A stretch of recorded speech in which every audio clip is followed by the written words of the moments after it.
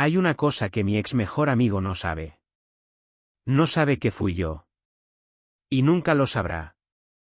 A menos que vea este vídeo. Que estadísticamente es bastante improbable. Pero si lo estás viendo, Marcos, hola. Espero que estés bien. De verdad. Ahora déjame contarle al resto lo que pasó. Llevábamos 12 años siendo amigos cuando todo se rompió. 12 años es mucho tiempo. Es suficiente tiempo para que alguien sepa exactamente dónde están tus puntos débiles.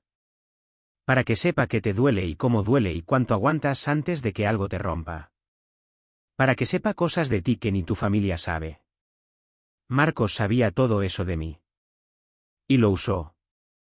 Pero voy por partes porque si os cuento el final primero no vais a entender por qué lo que pasó después fue tan perfecto. Marcos y yo nos conocíamos desde los 16. Instituto, universidad, primeros trabajos, primeras rupturas, los años en que uno se está construyendo y las personas que están en ese proceso contigo quedan grabadas de una forma que las que llegan después no alcanzan. Era mi persona de confianza. El que sabía mis contraseñas por si me pasaba algo. El que tenía una llave de mi apartamento. El que conocía cada proyecto profesional que tenía antes de que existiera en ningún papel. Ese último detalle es importante. Guárdalo. Trabajaba en comunicación digital. Llevaba 2 años desarrollando un proyecto propio. No voy a entrar en todos los detalles porque algunos siguen siendo míos, pero sí voy a decir que era algo real. Con investigación real. Con una propuesta de valor que había construido con tiempo y con la energía de quien ha decidido que eso es lo que quiere hacer. Se lo había contado a Marcos porque Marcos era Marcos. Porque 12 años de amistad significaban que cuando tenías algo importante lo compartías con él antes que con nadie. Error. Hace 18 meses me llegó un mensaje de alguien que trabajaba en el sector. No un conocido cercano. Un contacto de segundo grado. Me decía que había visto una presentación de un proyecto que le había resultado muy familiar. Que si por casualidad conocía a alguien llamado Marcos que trabajara en tal empresa. Si lo conocía. Le pedí que me enviara lo que había visto. Me lo envió. Lo abrí. Y ahí estaba mi proyecto. No una versión parecida. No una inspiración. Mi proyecto. Con mi estructura. Con mis ideas organizadas de la forma en que yo las había organizado. Con algunos cambios superficiales en el nombre y en el formato que eran exactamente los cambios que hace alguien que está intentando que algo no sea reconocible sin entender que los cambios superficiales no ocultan la arquitectura de fondo. Me quedé mirando esa presentación durante un tiempo que no supe calcular. No sentí rabia inmediata. Eso me sorprendió. Lo que sentí fue algo más frío. Más parecido a la claridad que llega cuando algo que no querías entender finalmente se vuelve imposible de no entender. 12 años. Me había robado el proyecto con 12 años de mi confianza como llave de entrada. Lo primero que hice fue lo que no debería haber hecho según la lógica de la venganza espectacular. No le llamé. No le mandé un mensaje furioso. No fui a buscarle. Me quedé quieto. No porque estuviera paralizado. Sino porque en ese momento algo en mí tomó una decisión que no formulé exactamente con palabras, pero que era esta. Que la respuesta correcta no era la que él esperaría de mí. Marcos me conocía de 12 años. Sabía cómo reaccionaba. Sabía que cuando algo me afectaba lo decía directamente. Que no era de los que guardaban las cosas. Que la confrontación directa era mi estilo. Así que lo que haría con una confrontación directa estaba calculado. Tendría sus respuestas preparadas. Sus negaciones. Sus versiones alternativas. Su capacidad de reencuadrar la situación de formas que me pusieran a mí en una posición más difícil de la que ya estaba. Lo que no tendría calculado era el silencio. Decidí no decir nada. No ese día. No esa semana. No ese mes. Y mientras no decía nada empecé a hacer lo único que tenía sentido hacer. Trabajar. El proyecto que Marcos había presentado era una versión de lo que yo había construido hasta ese momento. Pero lo que yo tenía en mi cabeza era más grande que lo que había compartido con él. Había partes que no había contado todavía porque no estaban listas. Había desarrollos que habían ocurrido en los meses más recientes que él no conocía porque habíamos ido distanciándonos sin que yo supiera exactamente por qué hasta que lo supe.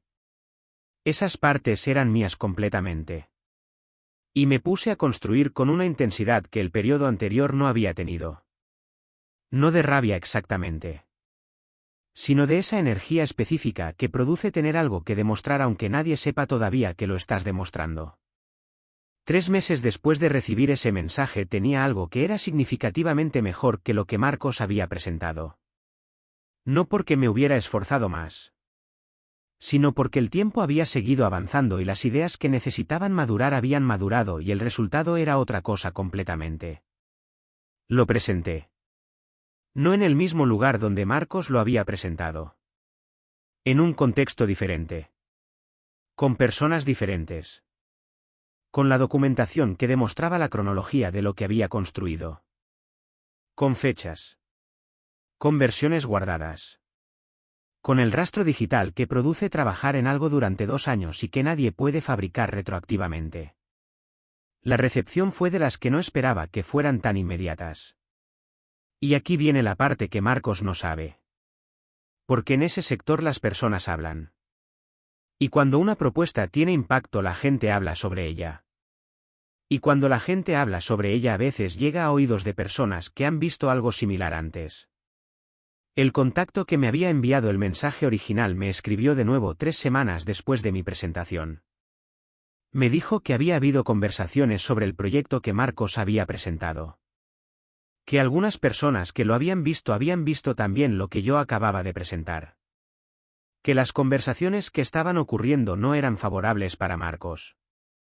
No porque nadie hubiera hecho una acusación formal, sino porque en los entornos profesionales la credibilidad es frágil de una forma específica. Que no requiere una denuncia ni un proceso ni una confrontación pública. Requiere simplemente que las personas correctas tengan una duda. Que cuando el nombre de alguien aparece en una conversación haya un momento de hesitación antes de la confianza. Esa duda se instaló. Sin que yo dijera nada. Sin que yo acusara a nadie. Sin que yo hiciera nada más que presentar mi trabajo con la documentación correcta en el momento correcto. Las consecuencias para el proyecto de Marcos las fui sabiendo de forma indirecta durante los meses siguientes. No de forma espectacular. De esa forma gradual en que se deshacen las cosas que estaban construidas sobre algo que no era sólido. Los respaldos que no se confirmaron. Las conversaciones que no produjeron lo que esperaba que produjeran. El impulso que se fue diluyendo sin que hubiera un momento claro donde señalar exactamente por qué. Nunca supo que fui yo. Nunca supo que la cronología que yo tenía documentada era lo que había cambiado las conversaciones, que habían cambiado las percepciones, que habían cambiado su resultado. Desde su perspectiva las cosas simplemente no habían salido como esperaba. Desde mi perspectiva habían salido exactamente como tenían que salir. La amistad terminó sin confrontación. Con la distancia que se instala cuando alguien que debería estar cerca deja de estar cerca de formas que ninguno de los dos nombra directamente. Que en su caso probablemente tiene su propia lógica sobre por qué nos fuimos distanciando. Que en mi caso es completamente clara. No lo confronté nunca. No porque no tuviera razones para hacerlo. Sino porque la confrontación habría sido para mí. Para mi necesidad de decirle lo que sabía y escuchar qué decía. Para mi rabia que merecía ser expresada pero que en ese contexto habría producido una batalla que no necesitaba librar cuando la batalla ya estaba siendo ganada de otra forma. Lo que hice no tuvo el dramatismo de la confrontación. No hubo momento donde él me vio venir. No hubo escena. No hubo nada que él pudiera identificar como el movimiento que lo había afectado. Solo las consecuencias naturales de haber presentado trabajo que no era suyo en un sector donde eventualmente la gente compara notas. Y yo construyendo lo mío con la documentación correcta y el tiempo correcto y la paciencia de quien ha entendido que el trabajo real siempre deja un rastro que el trabajo robado no puede replicar. Hay algo que aprendí de todo ese proceso que va más allá de lo que pasó con Marcos específicamente. Que la información que uno comparte con las personas más cercanas tiene un valor que no siempre se calcula correctamente. Que la confianza de 12 años no es garantía de nada porque la confianza es una apuesta que uno hace basándose en la historia que tiene pero que no puede controlar completamente. Que cuando alguien te roba algo la respuesta más destructiva para él no es la confrontación directa. Es seguir construyendo. Porque el trabajo robado se queda estático en el momento en que fue robado. El trabajo real sigue creciendo. Y la distancia entre los dos con el tiempo se hace imposible de ignorar para cualquiera que mire con suficiente atención. Marcos presentó una foto de lo que yo era hace 2 años.